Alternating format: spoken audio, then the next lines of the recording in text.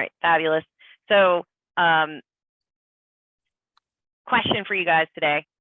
Do you know what today is? Like what, I always do this, like where you look to see what the day is. Oh, like National Hot Dog Day? Yeah. So do you have any idea what September 13 is? I'm going to go with National Pumpkin Spice Latte Day. That's probably a thing too, but it is not. Okay. Ooh, no. I have no idea. I feel like I saw a bunch of stuff for National Tequila Day coming back up on my social media, but I feel like that was months ago, and I feel like they're just repeating it. Right. Impossible to keep up anyway. Right. It is International Chocolate Day. Also not a terrible day. Which, quite frankly, I feel like should be every day because I'm a big chocolate fan. And would you be surprised to know, I think I was a little surprised to see that chocolate is still growing on menus after all of these years. It's still in an upward trajectory. So then I found this pretty cool thing, which I do not have and I'm not currently drinking, but kind of wish I was.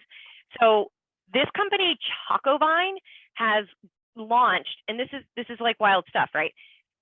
This is a red wine that has both chocolate and coffee in it. And the wine is French. So this is a limited time offer by Chocovine. They have an actual, I think it's 5 total flavors, and they are using French Cab Sauv with coffee and Dutch chocolate. We got one review in the chat. One review in the chat saying it's not very good. But I'm really wondering kind of how it drinks. Like, so I'm like, I don't know, like, do you do this? Is it chilled? Do you sip it? Do you put it over ice? Like, I'm intrigued though. I am intrigued. Right. Yeah. So next up for you, as we wait for the rest of our folks to join, guesses on this. That's and this is like this month. Okay. So this is pickle lemonade. Okay. This is Real Fruit Drinks did this for our friends up in Toronto. This was for the Canadian National Exhibition. The one on the right, if you could see what's floating in the bottom, so like the right when you're looking at the screen, that's actually jalapeno.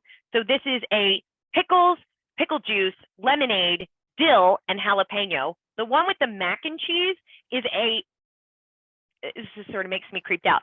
This is lemonade with 3 cheeses, lemons, and mac and cheese in the bottom. Gross.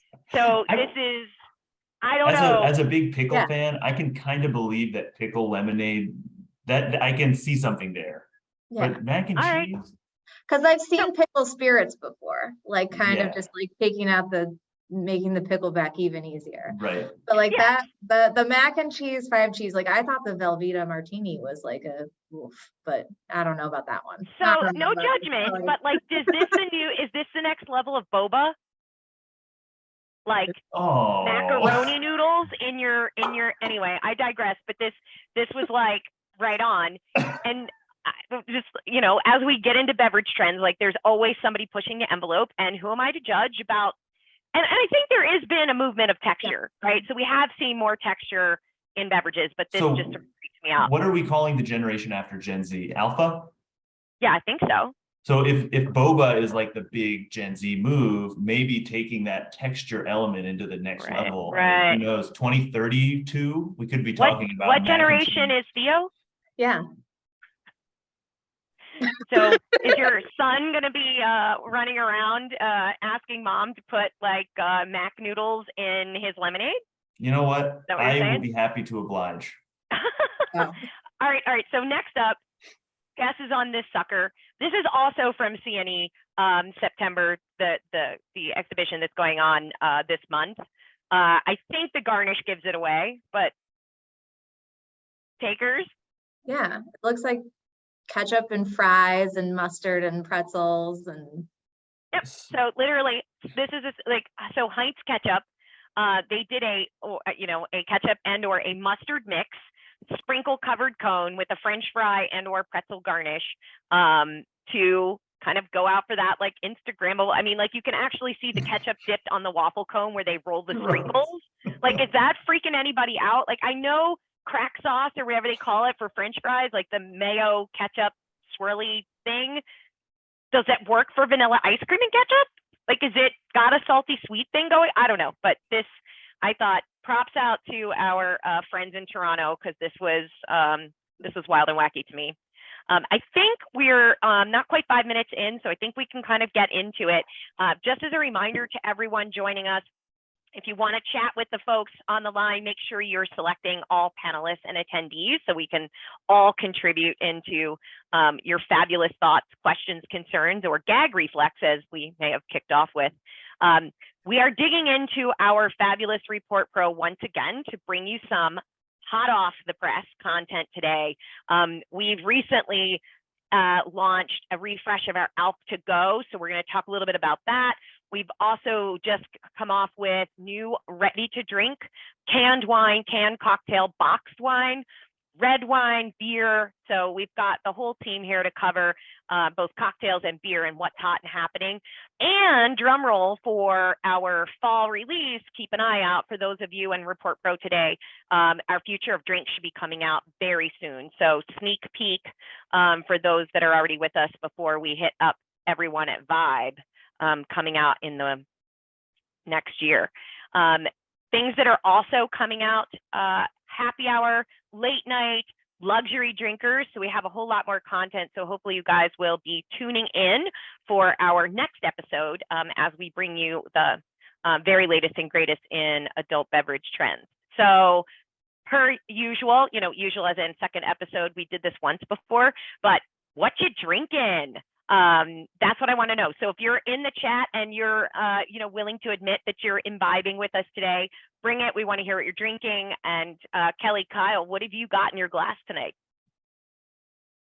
Well, Kelly, you go ahead. Yeah, so I am drinking, it's called a Florida Seltzer by Untitled Art. So they have a bunch of different beers. They do a bunch of CBD seltzers, hard seltzers, but Untitled Art partners with artists to make art in the can and outside of the can. And I am not gonna lie, I was totally walking through the liquor store and got sold on this because it was just very packaging. But the Florida seltzers definitely, they play up kind of the tropical flavors. So this is prickly pear guava. It's not bad, not gonna lie. So all right, it's a good midday refreshing cocktail. So what's your octane? 5%, 115 calories. So a good midday break from from the coffee I was drinking this morning to now. Kyle, what have you got? What are you sporting? Spoiler alert, we're going to be talking about pumpkin beer and other fall seasonals during the beer section. I am drinking the pumpkin ale from Dogfish Head, our friends over there in Delaware. Yeah, I'll save the pumpkin beer banter for my section later on, but this is a good one. This is a go-to for me. What's the octane for you? I think, I don't have the bottle here, but I think it's like 6.5. So okay. a little bit above what you might call a average, but not too high. Anybody out there in chat, let us know if you're drinking anything. I know it's midday and all, but keep it amongst us. I am double fisting because that's what you do when you live in Vegas. So the last time we were together, this stuff is pretty interesting. We talked about these, and I don't know if you guys can see this. This is by Three Spirit. It's called, this is called Sharp. This is one of those alc-free positioned as wine.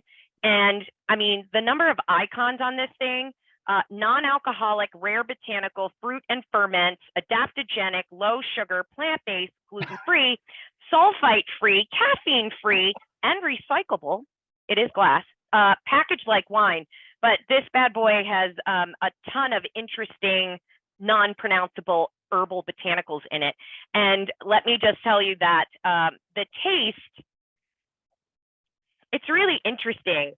The fruit is very much there, but it is pungent, or a little bit of kick on the heat, like almost the detoxer that people used to drink, like the lemonade, apple cider, or lemon apple cider vinegar cayenne. It's kind of like a carbonated version of that to some degree. I definitely would call this like kombucha-y. Yeah, that doesn't sound like wine to me. Yeah, exactly. So anyway, I put it in a wine glass. It's like per how it's being marketed, but it is interesting. It is got kind of that crisp, refreshing, but that there is a little bit of a kick. So for those wine people out there, I'm not sure that's going to do it for you, but if you're a kombucha drinker, this might be your jam. Now, I went complete opposite spectrum. Okay, so I had the non-alcoholic, and now what I have is leading us into our next slide. And this is kind of big news. So for those wine nerds out there, some of my friends out there, you know that I've been studying for years. I am now about to sit for, in October, my fortified wine exam. And they literally just recently allowed, so Douro, Portugal have launched a 50-year-old, officially allowed to launch a 50-year-old tawny port. Kopke is like one of the first to kind of bring it out. I do not have an actual 50, I have a 40. So that's what I'm sipping. So the octane here is, you know, like north 18% versus 0%. So I'm compared to all of us, I know Kyle, you're going to talk about efficient drinking later today.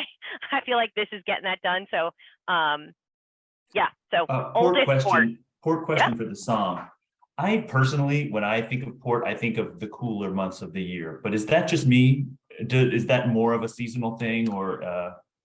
I think as a beer head though, that makes sense that you would go there, because some of your higher octane, Right, you know, your stouts and things, that bolder, richer, thicker, darker colored beers people maybe associate with more of that winter time. right. I think, quite frankly, port drinkers are willing to just drink it after any meal, as you know, digestive, dessert wine, sip on it. But yeah, I don't know. It's very warming, right? So living in Vegas, 110 degree July day, port would not be maybe what I'm turning to.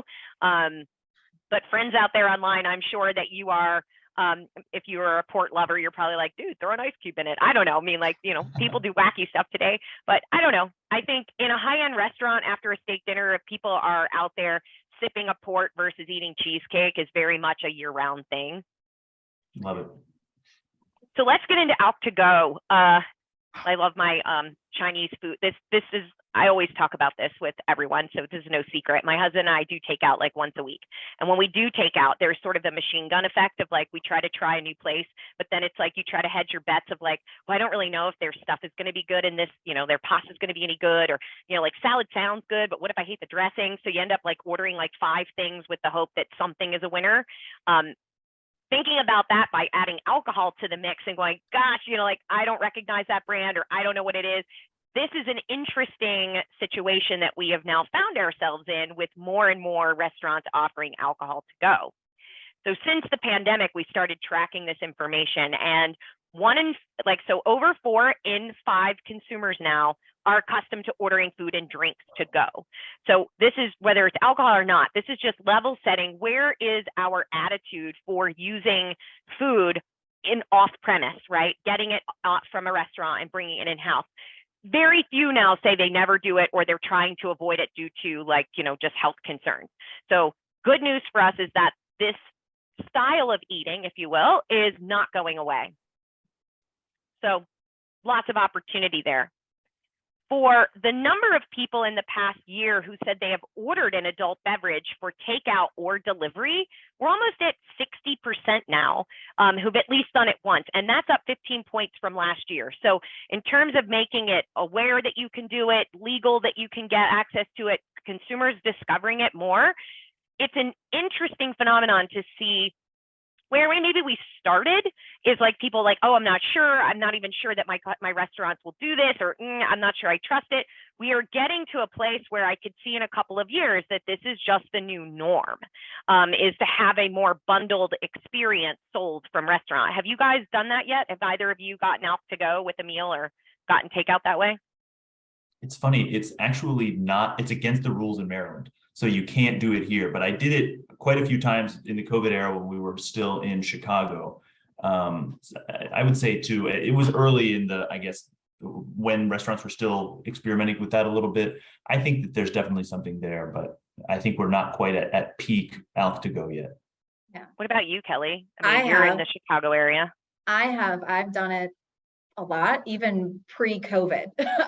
So my favorite Mexican place by me that just has cheap, dirty tacos, which I think are so good. They also have fabulous margaritas. So when COVID hit and I couldn't get one, I was like, oh, they deliver. And it was, which was perfect because I at home, I'm probably never going to make myself a frozen margarita, but I'm going to have a craving for it every time I have tacos and and nachos and a burrito. So it was just super easy. The portion sizes, I think it comes in like a 16-ounce little bottle, so you can split it. But yeah, I think it just makes it super. Don't lie, you're not splitting it. Right. I mean, we got two, but I think that it's the thought that counts, right? Like, right. I like that you're inclusive of friends, perhaps. Yeah, exactly. But it's just super convenient and easy. And I think it's just the awareness, I don't know, that is necessarily there in a lot of places, that you can do it. And you're right. I mean, and we've said this before, and it continues to be like for our partners out there working with operators, is making sure that you're communicating to your local community that A, it's legal, and B, you offer it. This idea, though, of where people will turn. So this is a track over last year. So what's changed? Interesting to see a bump now. Hotel bars and restaurants, people getting alcohol and food delivered, and sports bars, people even turning to them. So thinking about your places that you might normally go for wings and beer are also now a resource for alcohol food to go. We've seen a tiny little dip in casual dining, but ultimately 1 to 3%. I'd say that's pretty flat. So we're just seeing a gain in share for sports bars, hotels, and restaurants, which means we're pretty fragmented in the potential venues in which we would look. And surprisingly, one of the top ones here, it stayed flat, is the limited service space. I think we often ignore that or forget that some of them have license to do alcohol. So Taco Bell Cantina, certain Chipotle, like depending on the state that they're in, these folks have, and they're a great opportunity for the cans and the boxes and the tap situations that allow them legally to and quickly get things, delivered to you without actually having to touch or make a cocktail. So speaking of, thinking of margaritas, Kelly, when you think about a place to go, we wanted to understand like how major of a factor is them offering alcohol to go in your decision-making process when you're like, oh, you know what, we're not cooking tonight. I'm just starving. Let's get it done. It's Thursday. You open your app, you go to make an order. Like, what are you in the mood for? Sure. But then it's like, well, there's 15 pizza places. Like, which one offers me alcohol to go? Like, how much of that is a factor? I think people will be surprised to see these numbers that we are now pressing into for beer drinkers, those that have gotten beer, cider, or seltzer on their last. It's a major factor for 47% of them. For cocktails and wines, it's like at 40% now. So if you think about working with your operator partners, this is not just about advertising as much as upwards of 40% are choosing between you and your competitor based on whether or not you're communicating what you can do and what you offer. Which I was pretty surprised that the numbers have gone up. And also specifically beer, cider, seltzer now, that major factor versus minor or it doesn't matter to me, that's actually up 5 points over the last year. So what about price? Hear this all the time. So has it changed? The answer is more than half. Doesn't matter whether that was cocktail, beer, wine, seltzer, spirits, right? Wine, we are now more than half willing to say we'd pay the same exact amount as what you sell it on premise. I think people often think like, oh, should we, they're getting it to consume at home, so maybe we need to price it like a retail offering. In fact, I could even, for those of you that dig into this report later, you will see there's like, 10-ish%, in some cases a little higher, willing to pay more than this and even specify if that's 50 cents to $1 more. But the bulk now are in, like, I just would expect the menu to be the menu. And so there's absolutely opportunity here for operators, not just driving traffic, but if you're doing an off-premise sale, to protect some of that profitability by keeping the price the same at a minimum. So I thought we would then, because last time we did a competition and I didn't want to go without one this go around. So here is the quiz for our audience. First person to get it right, we will ask you to Slack Kelly or message Kelly directly here, your personal address, and we'll send you some Datassential swag. So the question is around to-go preferences for size. So what I want to know is the first person who can type into chat 2 things: the percent and which offering, multi-serve or single serve. So which percent do you believe has the highest preference? And is that preference to the multi-serve or the single serve? So we got somebody already in with 40% multi-serve. See, 46. Oh, I think we got one that's pretty close. All right, so our very, very first one here that got it within good range, really, really tight. Just double checking. Man, you guys were fast. This is awesome. Yeah. I think our winner here is Dawn. Dawn Blackledge. Am I saying that correctly? Dun, da, da, da. She wrote in at at 55. It's 53% versus 47% on multi. Pretty tight. It's pretty tight. And it's also interesting from a multi-serve, because if you think beer, right, like that means 6-packs, right? I mean, unless it's growlers. Wine makes sense, right? Because it means that they're buying a big bottle versus the individual ones. But this is fascinating to me. It's pretty tight. So I'm going to congratulations to our winner, Dawn.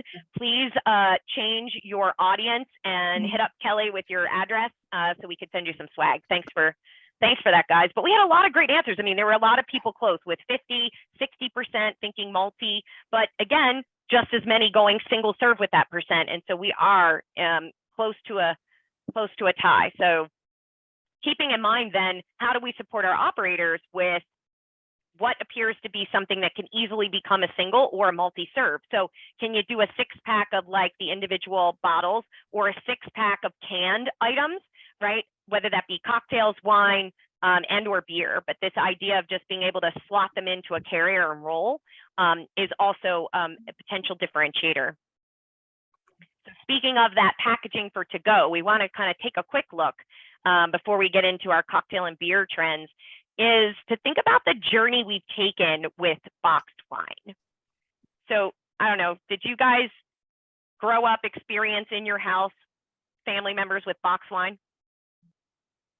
Oh yeah, it was really, the Franzia was it though. Yeah. Yeah. Now were your family members like under the spout with it, or was it for cooking? It was more, it would show up at a party. Yeah. No, in my house, it was just on the countertop.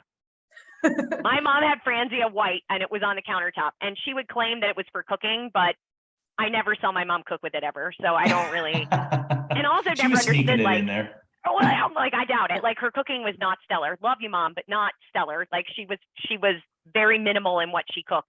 And so what shocks me is that, well, then she was drinking it warm, right? Like I never saw it go in the fridge, and she never walked around with ice. And so anyway, that's a whole nother conversation. But as a som now, and it being in wine, like it horrifies me to think that she's drinking white wine at 75 degrees. Like it's just like makes me cringe. But needless to say, we have journeyed quite a bit in packaging. And this is like a huge controversial, dare I say controversial, debate in the wine industry. Is like, one, there's no light getting at the wine. Awesome. Oxygen, right? If we don't want an oxidative environment, which, you know, for a lot of wines meant to be drank fresh, or meant to be drunk young, like right away, you don't want oxygen in the wine, which gives the cork conversation. But the aseptic style of packaging is actually pretty amazing for shelf life, protecting the quality of the wine, but yet gets such a bad rap, right? And even the ceremony, it's like, what's the ceremony? Punch the hole with your thumb and pull out spout, like way less sexy when you're in a dining situation and somebody comes over and says, would you like a sample? And like squirts it into your bottle, like, or your glass. Like that's sort of like, not exactly the coolest moment yet. I think that we're seeing a huge change.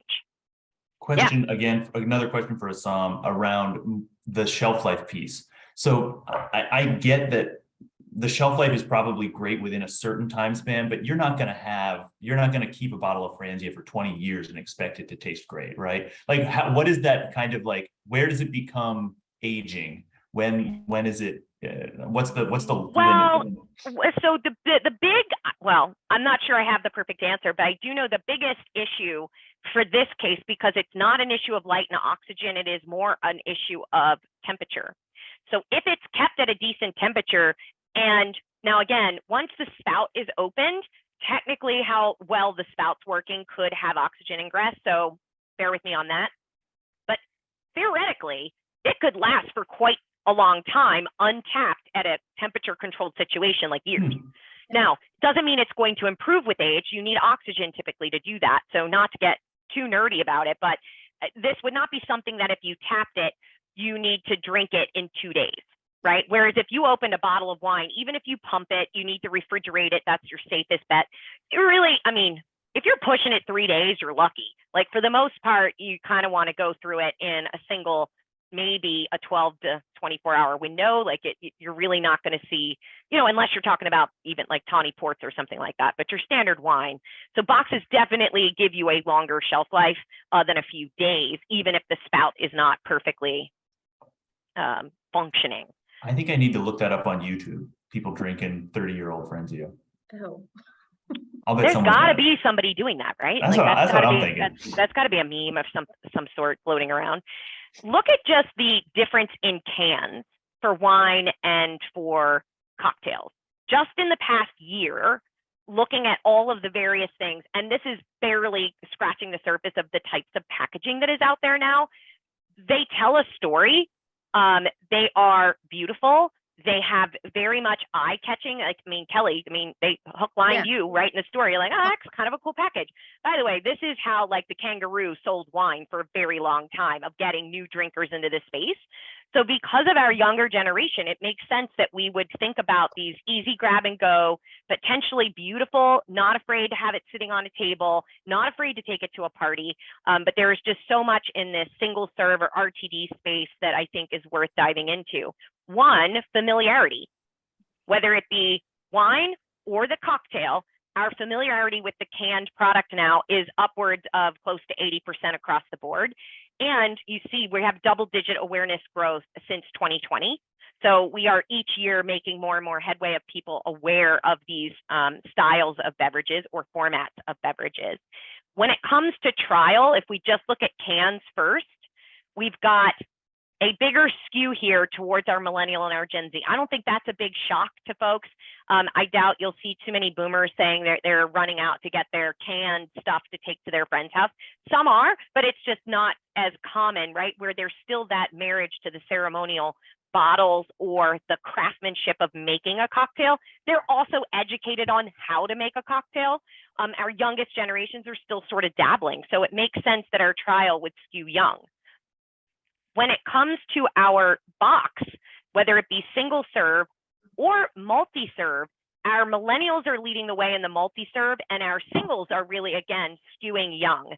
And so I think this is the key point here is that anything you believe to be true about cocktails and wine from the purist standpoint, throw it out the window when it comes to talking to our younger, less nerdy, less connected to the subject matter consumers, because they see no problem in these formats, these packaging offerings. They see them as convenience. They see them, more importantly for the wine folks out there, as fun. Like wine for so long has been pigeonholed into romance that like, how do we get it out of, sure, it can be romantic, but like, why can't you drink a sparkling out of a can at a tailgate event and it be perceived as not, you know, hoity-toity? Like, of course you can. This packaging kind of frees it up and allows it to move into that direction. So the question then really, the big one, I think that also stymies maybe your Xers and your boomers just, you know, latching onto this right away, is the question around quality perception. Canned cocktail, canned wine, most half say they're nearly the same quality. Boxes, same thing, except that we're actually a higher percent, we're actually at half.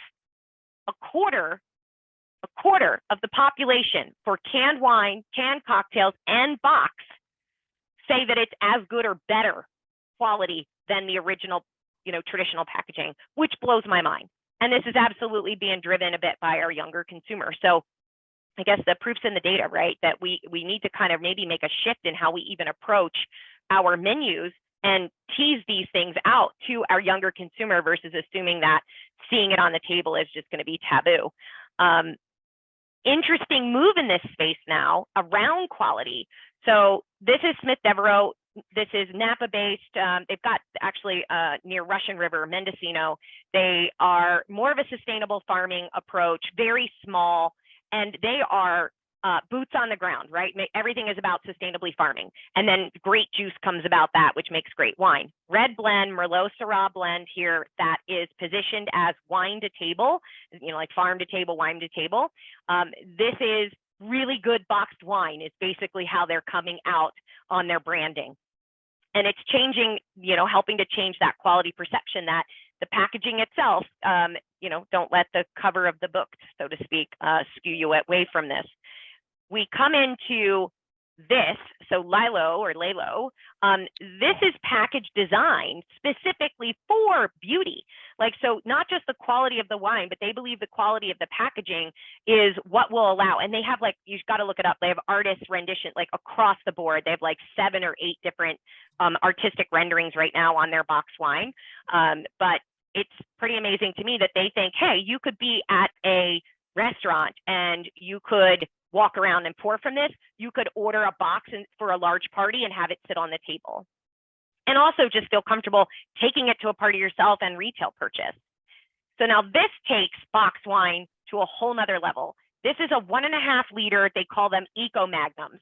And the idea here is the fact that they are pushing both luxury, sustainability, uncompromising quality, and easier to transport. This is the big selling message that some of these wineries are leading with, is the fact that it is fresher for longer. It is more eco-friendly in terms of carbon emissions because it's way less to ship than glass, right? And so we are, from a weight standpoint, as well as, again, packaging that could sit on a table. So you see, it still has a spout cut out in the front where your spout would come out, but getting into a 1.5 liter situation, they do a rosé as well as a red. So I think waste and eco are some of the next big topics that will come around packaging and wine. In addition to these collaborations, we have seen already, right? Martha and Snoop Dogg came out with from a 19 Crimes. Everyone is interactive label. They're one of the first to get into telling a story virtually through the label and an app. So love this. But check out now, we even have, I think we talked about this last time about queuing up music with alcohol. Now, Gnarly Head has featured a LTO, so getting into that restaurant style, limited edition, hot while you can, get a hold of the Grateful Dead limited edition Old Vines Inn and Cab. The cool thing here, again, they're trying to take a more premium position with these. They are also trying to connect those fans and that sort of emotional connection to the music in drinking the wine. So great gift giving idea, but also a way to get different audiences into their brand. So I think we're going to see a lot more of this kind of collaboration, the same way we've seen it in Ghost Kitchen in food, now starting to pop up in the ALK space. And my last mashup here for collaboration, this is pretty fascinating to me. This is a very famous sparkling wine producer in England, actually, has partnered with a distiller here. So we have Chapel Down, and I always say this wrong, it's like Caprilius Distillery. What they're doing is taking all natural ingredients, no preservatives, and they're doing blossom, root, wormwood, which I think that rolls back to absinthe days, all these botanicals to create a, quote, lighter drinking experience that lasts longer. Let's be clear, the product is 17% ABV, so it is an aperitif, right? But it is kind of that rosé wine then mashed up in a distillation of herbs and bringing a really kind of unique flavor. And so they highlight here a strawberry mint sort of vibe, but serve it over ice. So again, twist on the spritz. That's been big recently. Getting into botanicals, we've been talking about that for a couple of years. So very curious to see how this particular product lands, and looking for more of that where distillers and winemakers are collaborating going forward. So that's enough of my wine news. Kyle, take it away with what's up and going on with pumpkin beer, which So I'm very curious if you will pick a pumpkin and do this. Yeah. I've never done this personally, but I've been at pumpkin beer fests where they have done this, get one of those big, like state fair sized pumpkins and fill it up with beer. That's always a fun one this time of year. Can you advance? So a couple of fun examples to talk to at the beginning here. Brewworks is in Singapore, and this new brew is made with recycled water. And I think my first reaction to this is disgusting. But Wait, I think a little bit recycled more what about kind it, of and water? actually, sorry, say it one more time. So what kind of recycled water? It's recycled like sewage, I believe. Yeah, sewer water. Yes, but at the same time, and yes, that does sound gross. But you see what's happening in Jackson, Mississippi right now. You turn on the water, it's this brown sludge that comes out. We saw a couple of years ago huge water shortages in South Africa, all over the world. These kinds of problems are arising. This honestly feels like a way around some of those crises that are happening, both man-made and environmental, kind of like climate change related crises. And honestly, I thought about it for another second, and it reminded me of how people talk about how beer was the only safe potable water to drink in the medieval era, because you were boiling it and you knew that there was nothing crazy growing in there. So it kind of just feels like the 2022 version of that medieval situation with beer. I don't know. We'll see what develops. I can definitely see it happening more out of necessity in the future. This is a hard seltzer, so maybe not technically for the beer section, but this bun length hard seltzer is made with, I want to say 300 of the gallons for the boil were, they had cooked hot dogs in them. So hot dog water going into the seltzer. I looked up the reviews on Untapped, because this is not something that I can get locally. All like 1-2 star reviews saying, yep, tastes like hot dogs. Oh, wow. Okay. So kind of a, kind of a viral meme worthy seltzer, which honestly, is this that different from some of the other crazy Reese's peanut butter cup stouts and all these sorts of things? Who knows? Yeah, ketchup, ice cream, and your bun length awesome sauce. And that's probably the only situation under which I'd eat either of those things. Yeah. But we're here to talk about a lot of the fall seasonal stuff. Fall is huge for beer. Obviously, there are seasonal beers associated with every time of year, but like the pumpkin spice latte being this huge momentous event at coffee shops, feels like the arrival of pumpkin beer in late August is similar for beer drinkers. 1 week it's all Kolsch and Gosa and all of this sort of thing, and then you go back to restock the fridge a couple weeks later and it's just 400 different varieties of pumpkin beer. So I mentioned I'm drinking the pumpkin ale in the middle, which some folks in the chat pointed out is 7%, which a little higher than I was expecting. But Elysian on the right-hand side, I believe they're in Seattle. They this year are putting out 4 different pumpkin beers in a variety of different styles and flavors. It's a whole pumpkin variety pack. That's something that we're seeing a lot of.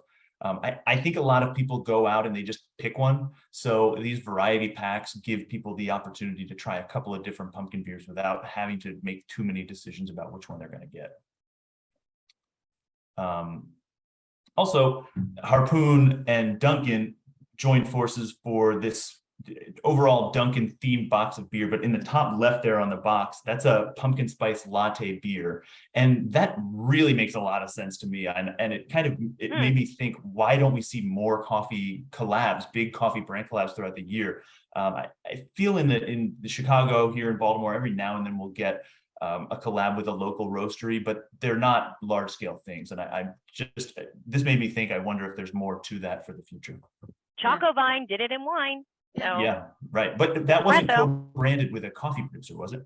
No, it was just espresso. Yeah, like we have all kinds of different leaning into coffee your coffee stouts in the wintertime, things of that nature. I wonder if we'll see more co-branding in the future there. Yeah, I would try these flat out.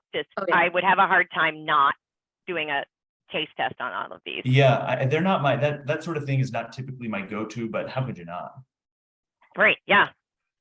Kind of similar to the hot dog seltzer, the pumpkin pie smoothie sour. This is another one of those kind of trying to get you to like maybe gag and then buy it or something like that. Doesn't sound terribly appetizing to me, but honestly, I looked this up on Untapped too. There were quite a few 4 and 5 star reviews balancing out all of those people who were like, can't believe what this tastes like. So, I mean, there's somebody out there for every wacky type of beer that you put out these days. And it's easy to see why, especially with pumpkin. we've got the low bars there, the percentage of people who say that they love or like IPA, and the tall bars are those who say that they like pumpkin. It's about twice as many people in each generation say that they love pumpkin versus IPA. So people who may not be regular craft beer drinkers this time of year, they're just looking for everything pumpkin, and they might take a chance on something that they might not have otherwise bought. So do you think that holds true for other flavors though? Like, could you go through, say, like we just looked at coffee, right? So different styles of coffee, different styles of dessert flavors, that for those that may not love ale or might not love a stout, that if they were to double down on a most loved dessert flavor profile, do you think it would get new or different people directly in to the category? That's definitely been happening with dessert flavors for a couple of years now. It started with, someone just put in chat, peanut butter. We've been seeing peanut butter stouts for several years. Within the past 24 months, we've been seeing really wacky stuff, cinnamon toast crunch, cinnamon roll, all kinds of, they're really leaning into that sweet. Of course, I think fruit beers that really lean forward into fruit flavor profiles are achieving something similar. So yes, definitely. I guess this is not a fall, it's something that's unique to fall, but something that we're seeing in all kinds of seasons. But this one really ties closely to like beginning of September. People are looking for this pumpkin stuff, probably in a way that there isn't like a specific time of year so associated with strawberry or blueberry. So I think there's one more picture here if you could click again. So what we've got here on the left, that's Sierra Nevada's Oktoberfest, which has been their seasonal fall release over the last forever. And this year, in the kind of mainstream, their wide distribution around the country, they've replaced Oktoberfest as their fall seasonal with this liquid hoppiness, juicy, hazy IPA, which is on the right.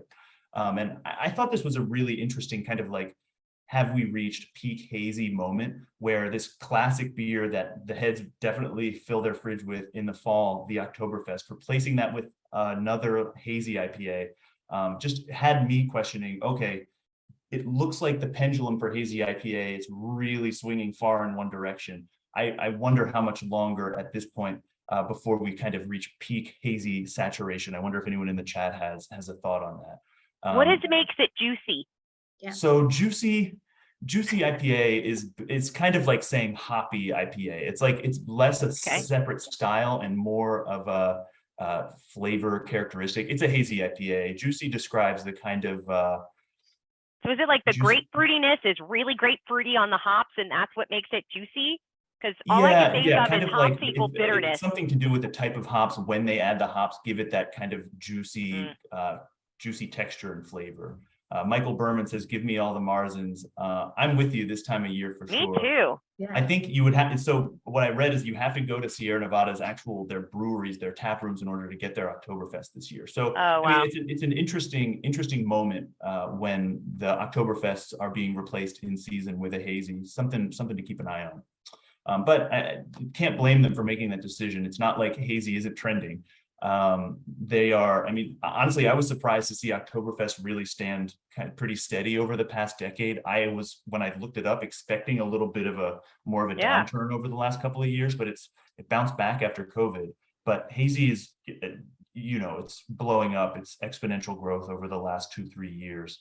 So and it can last all year round, where your Oktoberfest is such a seasonal situation, right? Like most restaurants are probably not featuring it year round per se. Well, they would just call it a Marzen the rest of the year, probably. So right. So what is the likelihood of Marzen actually the true Oktoberfest? Do you know if it's being produced in Germany this year? Because like during COVID, they actually didn't do a run, and like Hofbrauhaus and stuff like did not have a true fest beer during Oktoberfest. And I believe that's all up and running in 2022.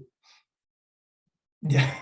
I'm like, this is a season. My husband was born in October, so a very early part. So for us, like around his birthday, like doing a full Oktoberfest feast is sort of tradition. So I was soul crushed when you went to like Total a year ago or so, and like you could not really get anything close to that except for some of our domestic producers. So there's also a price story here. Marzens, they tend to, Oktoberfest beers, the median price in menu trends is $6.50 for a pint. On the right-hand side, hazy IPAs tend to command about $1 more for a pour.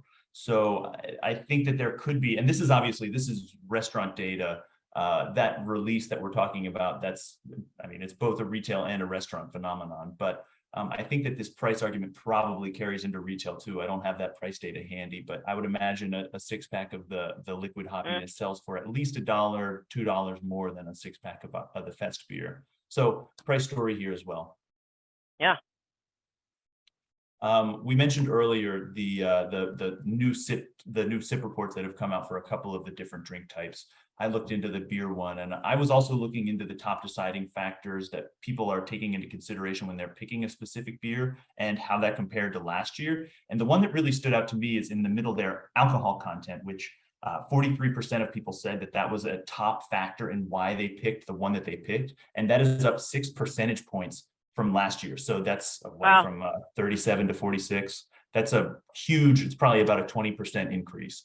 And people are thinking about alcohol when they're thinking about cutting back these days, when they're thinking about inflation, and they're thinking about how thinly they're being spread at the grocery store and restaurants. Finally, those prices have taken more time to catch up, but they're definitely thinking about efficiency when they're thinking about drinks today. And I think that's what is driving that alcohol consideration up for beer. I think that today high ABV can be considered drinking efficiently. And it's interesting because the other thing that we've been talking about over the last couple of years is non-alcoholic. So we're seeing kind of a barbell here where people want either the coolest beer with 0 ABV, or how can I get the most bang for my buck with like a 9% triple IPA and a tall boy. And this is not something that we're just seeing here at Datassential. The Washington Post posted something about this last month. VinePair magazine did a podcast where they kind of broke this down. And on the next page, just a couple of examples. In the Washington Post article, they mentioned that one of the fastest growing beers in retail, which not data that we sit on here, but is the Voodoo Ranger series from New Belgium. And these are super duper high octane IPAs. They have a whole series of them. They all tend to be at least 8%. So that's the fastest growing on one end. And we know that there's so much hype around non-alcoholic on the other end. So that's your athletic brewings and things of this nature. So it's an interesting time in the beer world from an ABV standpoint. Just to bring it back to that Fest beer versus liquid hoppiness, we do see a 1.5 difference in ABV between what they're leaving behind in 2021 and what they're introducing here in 2022. So definitely fitting in thematically here. And I think we'll have some end of year here, we'll have some low-no alc bev research too that we'll be bringing to the market, because I do, we've always said this, it's at the same time plant-based burgers were coming out. You had like Carl's come out with like a triple decker burger, right? The pendulum always does. At some point you have a trend, there's always the counter trend to it. And it's important to not, for those of us that are in this space that are, have a whole portfolio, there's no reason to not be addressing both sides of the equation, right? I think is the big takeaway here. Right. So Kelly, what's shaking? Awesome. Well, I think what we're seeing is a lot of borrowing from the savory side of the menu. And this is one that had everybody here at Datassential talking. This is a gochujang cocktail. It's from a restaurant in Chicago called Jung. So for those of you who aren't familiar with what gochujang is, it's a Korean fermented chili paste. Definitely got some heatness to it, some smokiness, some sweetness. But this is gin, calamansi, and gochujang syrup, raspberry liqueur, lime, and orange peel. So this is definitely something that is unique and different and a standout for sure. And then is incorporating some of those global flavors that we typically don't see associated with cocktails, but definitely a way to stand out and differentiate yourself, especially with younger consumers who tell us across the board that they're interested in more global flavors, whether that is in an entree or in a beverage. So is this like do you think this will be the next spicy margarita? Is that a jalapeno, like look out jalapeno gochujang is coming? Like, is that a thing? And it's in an Asian version, so sure. Sign me up for that for sure. That was one that I was like, I need to go try this, and was bummed that I hadn't had a chance to before this webinar. Okay. Just gonna say the title here just creeped me out. Like a fishy martini, do people really say that they want that? Like, well, I think that this is, so dirty martinis have always been a trend, right? But we've especially seen kind of a resurgence of martinis on the menu over the past few years, but this is taking kind of that brininess to the next level and over the top. So this is whether it's we've seen sea kelp gins, we've seen vodkas infused with oyster shells, we've seen fish sauce in cocktails. So this is from a restaurant in New York called Ernesto's. This is their pink stotini. So it's got Spanish gin, dry vermouth, and olive brine, but this garnish on top is called a hilda. So it's anchovies, olives, and guindilla peppers, and there's like a spray of olive oil and vinegar on it. So definitely playing up if you like if you like that brininess. This is really taking that to the next level. And what's awesome about this is it's actually like chocolate. I never know how to pronounce that wine.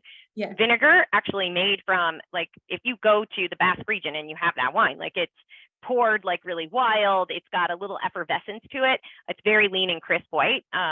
So seeing that used as a vinegar, even as a splash into this, is super interesting to me. So again, that mashup between like the cocktails and wine, or the coffee and the beer, and we're seeing so much of that like we have in food for years now, finally hitting our the adult bev space, which I think is super cool. And so this is also out of New York, and this is oat vodka. So vodka, I don't know. I feel like I butcher that every time I try to pronounce it too. But it's out of Brooklyn, naturally. And so the founder, it's female founded company. And what I thought was interesting about it was she was really inspired by her love of the smell of oatmeal on cooking on the stove and putting oat milk in her coffee every day. So she tried to find a way to make it boozy. So it's clean label, kind of, again, for people who have allergens. So this might be kind of a great new differentiated option. Something that just kind of, again, screams plant-based to me, but healthy plant-based, right? You can talk yourself, I feel like, into anything here. Well, and is it gluten-free? Yeah. Like, do you know it's certified gluten-free? Because this is I had a girlfriend of mine in town, her 16-year-old daughter, like starting her junior year. And obviously the whole conversation is university, like what you want to do, where you want to go. But she is serious celiac. And so her mom is always talking, about like, I don't have to worry about her, her freshman year in college, or anything going off the rails, because she's celiac and she knows it and everything makes her sick. And it's like the one thing her daughter says is Tito's. She's like, Tito's vodka says it's gluten-free. I've seen it on the label. Right. They're gluten-free not saying vodkas. I support underage drinking. However, labeling gluten-free apparently does catch the eye of folks with celiacs, and not many label it. So you might be, but not calling it out is an opportunity, perhaps. And I think that this would be good. We've kind of seen a resurgence of some of those kind of like in like a White Russian, some of those classics like a Cosmo and espresso martinis you've seen come back, but I can picture it in that being very good. Kind of on the flip side of that, we were talking earlier all about wine in boxes, but we've seen box cocktails go from kind of that smaller individual size format to really taking off into something larger. So this is a brand called Margs. It's 3.5 liters. You get 23 margaritas inside here. They come in 5 different varieties. They have an original, coconut, mango, spicy, and then a mezcal version. It's $40 a box. So again, great thinking about both use at home, large, but exactly great for a party, but even just quick serve, go in a restaurant. So this would help you with your taco night if you weren't doing to go. Exactly. If I didn't order my frozen ones, I'm gonna get a little box. This might put the Costco margarita mix a run for its money, because I know that that's the big secret, is that the Costco margarita with tequila, it's already infused, like it's ready to drink cocktail in a large bottle, that people rave about that, but serve it at their house and like keep the Kirkland brand a big secret. Like, I don't know, this could, if its qualities is good, this could give it a run for the money. So I just pulled up the calculator. That's $1.74 per serving. Exactly. Yeah, it's a steal. That's like the value is crazy. Yeah. And so we have talked kind of all about in the past, especially in the last, I feel like, year here, all about ranch water and how that's taking off. So this is naturally the next evolution of that, desert water with mezcal instead of tequila. So this is from a brand called Madre Espadín. This is their desert water. What I think is really interesting about these as well is they come in 4 varieties, and they really play up kind of the healthy functional part of this. So if you look at some of the varieties here on the far right, you see it's got mushroom, sage, and honey flavor. So it's got reishi and chaga mushrooms, all those kind of adaptogens, grapefruit and yerba santa you see, which is yerba santa is known for its anti-inflammatory properties. And then the one in the pink is their prickly pear and lemon, and cactus is an antifungal. So they're all natural ingredients. Antifungal this is like I'm trekking through the desert. I hurt myself. So instead of worrying about hydration, I can hydrate and have an antifungal. Yeah. But I think it's all natural.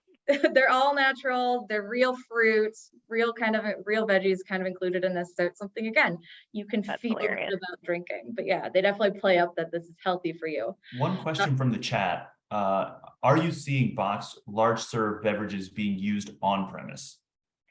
So onesie twosies right now, like I think it has to do with the packaging experience, but it does not. Let's just say this: if the labor pressure continues to be in a space where our full service restaurants have to make some choices, these are ways that even if they're not putting them on the table, they've got them at bar, whether they're displayed or not, and it allows for them to quickly have consistent pour, whether it's cocktail or wine, and that would go for RTD or taps. And I think all technology and formats right now are at play, given our labor situation and just training, the turnover. Like you can hire, you train, and then it's turned over really quickly. A lot of people competing for servers, bartenders, mixologists, that kind of thing. So it would not surprise me to see that continue to mature over the next coming years. To go feels like a good application for that as well. I mean, I'm sure that restaurants are batch making cocktails for to go already. To the extent that these kinds of things can cut out even additional steps, I wonder. Yeah, you're right. At that whole idea of, and you know where the perfect setup is like you've got your Maggianos and your places that do the family packs. So since COVID, and that has not stalled at all, where you get a pan of pasta or chicken parm, whatever, for a family of 4, you get the salad, you get the rolls, you get a dessert. It's like $60 for a family of 4. And then you could add on a box or large format shareable, and they're like, hey, I won't drink it all tonight, but that's not that it stores well. So I can actually get that done for the rest of the week through the weekend, have leftovers. Like that whole concept is a great way to show value, I would imagine. And if you get into the to-go report a little bit more, it used to be more special occasions and celebrations that people were, during coming out of COVID, hiring a restaurant to do the in-home catering, if you will, and getting their alc to go with the order. That has switched to be the primary occasions now for alc to go with food is weekend lunch, weekend brunch, and weeknight casual dinner. So we have definitely seen the shift of it being just a more convenience value play. So I could, to your point, Kyle, I definitely see the box part of that making a really easy value play for both the restaurant and the consumer. Yeah. And so one of the things we talk about all the time at Datassential is using that calendar to your advantage in terms of seasonal offerings, events. And so Game Day Vodka has definitely done that. So they have launched partnership with different college and universities, as well as with the NFL, to launch bottles of their Game Day Vodka, which come branded with your team's favorite logo and colors and recipes, so you can create your team signature vodka cocktails. But they also, in line with the launch of the football season, which started in the last week or two, college or pro, came out with their line of Game Day spiked vodka seltzers. And you can see the cute names like Cinderella Story, their strawberry lemonade, Cleat Chaser lemon lime, and then the GOAT is their fruit punch seltzer. So just a great way to kind of, again, use that calendar to your advantage as well. Yeah, it's like another variation of seasonal offering, right? Which is a great way to get volume. And so we talked a little bit about Tito's earlier, but I thought this was just really, really funny. So, and totally on brand for Tito's. And we've seen across the board a spike in seltzers. Almost every brand has come out with their own flavored seltzer, and Tito's, kind of being the counterculture brand that they are, pushed back against it and launched Tito's in a can with a giant asterisk.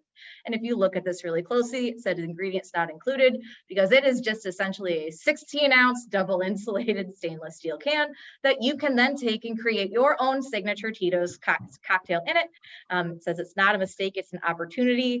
We trust you to mix your cocktails the way that you like them. So you can purchase this from the Tito's website. I just thought this was hilarious, tongue in cheek and fun. Sharp looking koozie. Exactly. Very fancy. Kind of talking a little bit about functional drinks as well. We've seen coconut water kind of be a huge non-alcoholic beverage trend, but we're seeing that play up more and more in cocktails. These vodka cocktails with watermelon, lime, and papaya, something not usually we typically see in non-alcoholic or alcoholic beverages too much so far, but definitely papaya being a trending one. Pairing with that coconut water in these pouch drinks, again, great to take on a go. If you're drinking outside in Vegas at a hot outdoor tailgate, might be a good But option. like, are these, they look small. Do you know what the size is? I want to say I think they come in different sizes. I think they come in different Okay. size formats. I think these are 'Cause smaller. these ones. are like the next level Capri Sun to me. Like, am I supposed to, like, you lay Yeah, on the I beach think and drink last time this? we did have like the actual like lemonade adult Capri Suns where you stabbed it, but yeah. So these are Okay. definitely kind of Someone in the designed chat to says be- they are 750 milliliters. Oh, okay. All right. That makes me, okay. That's like more sense. Okay. And then we've talked barrel borrowing a bunch in the past, especially if you're in our future of drink report, we highlight it in a bunch of different ways, but this is really kind of that next evolution of barrel borrowing is what we're starting to see. Botanical rums. So essentially this is a grown-up spiced rum, which so it's made with sugarcane base, but it's infused with zesty herbs, citrus peels, barks, green spices. There's not really a standard around what this is yet. I think it's really new, but so this is a brand out of So it's like gin and rum had a baby? Exactly.